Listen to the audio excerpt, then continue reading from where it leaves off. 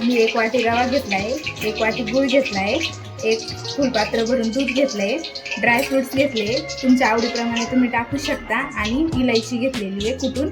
चला आपण आता सुरुवात करू. मी कढईत तूप गरम केलेलं आहे. आता मी याच्यात टाकते रवा. रवा चांगला लाल होईपर्यंत परतून घ्यायचा.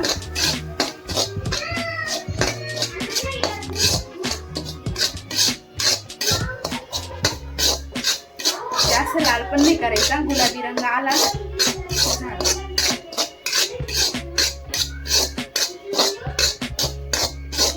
लवकर होता हा शिरा, जास्त उशीर नाही लागत आणि कमी साहित्यात होतो, जास्त तामझाम नाहीये. हे बघा आता याचा रंग बदलतोय, तर आपल्याला एवढंच परतून घ्यायचं.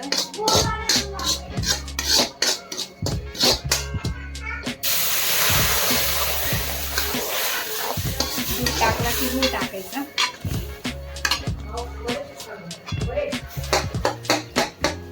जास्त बारीक करून घ्यायचा, नाहीतर माझ्याकडून जास्त बारीक झाला नाहीये, पण तुम्ही बारीक करून घ्या. काही नाही, तो वितळून जातो, तर तुम्ही बारीक केल्याला एवढं हे करायची गरज नाही पडणार. आणि याला तेल सुटलं, आजूबाजूनी कढईला तेल सुट तयार झालेला आहे आपला गुळाचा शिरा. तुम्ही पण बनवून बघा आणि मला सांगा कसं होतो ते. कसा वाटतोय तुम्हाला गुळाचा शिरा? मस्तच ना? तुम्ही पण करून बघा आणि सांगा आणि माझ्या चॅनलला सबस्क्राईब करा.